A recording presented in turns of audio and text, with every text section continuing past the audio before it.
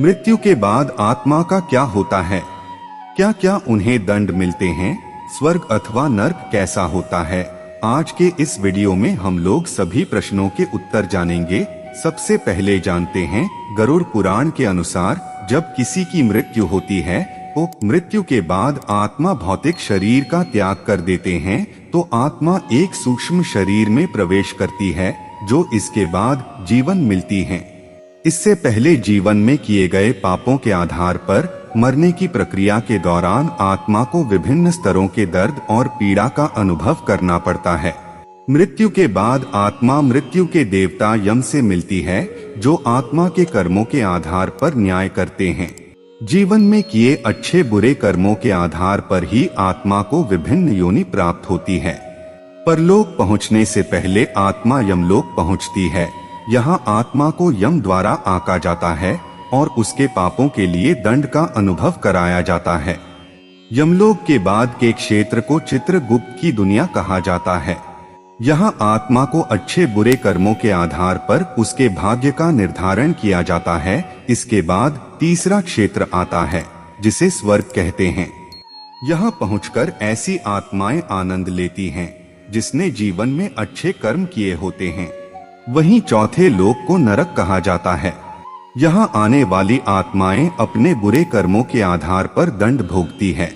स्वर्ग के बाद जीवन के अलग अलग क्षेत्रों में अलग अलग अवधि होती है, जिसमें स्वर्ग सबसे छोटा और नरक सबसे लंबा होता है। गरुड़ पुराण के अनुसार स्वर्ग में आत्माएं विभिन्न तरह के सुखों का आनंद लेती हैं। वहीं नरक में आत्मा को दंड का अनुभव करना पड़ता है। नरक में आत्माओं के दंड की अवधि उनके कर्मों के आधार पर ही निर्धारित की जाती है।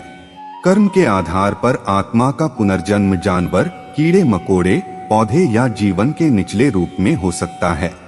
मृत्यु के बाद आत्मा का अंतिम लक्ष्य मोक्ष को प्राप्त करना होता है, जो कि जन्म और मृत्यु के चक्र से मुक्ति है। जब आत्मा मोक्ष प्राप्त कर लेती है, तो वह जन्म और मृत्यु के चक्र से मुक्त हो जाती है और परमात्मा में विलीन हो जाती है।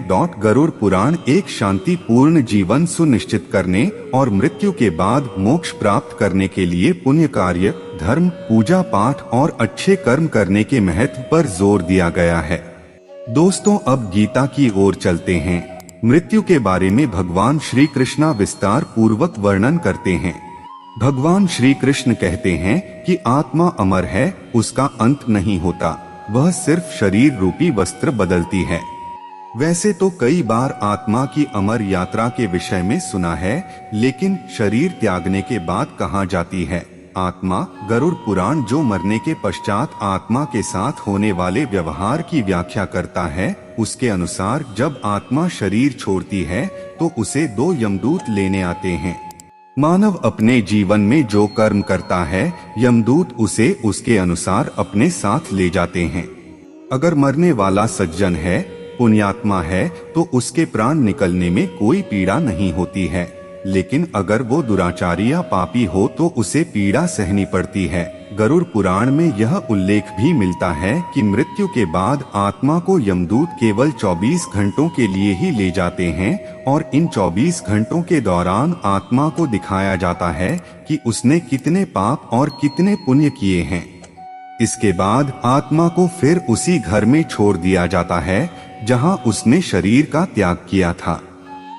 इसके बाद 13 दिन के उत्तर कार्यों तक वह वहीं रहता है। 13 दिन बाद वह फिर यमलोक की यात्रा करता है।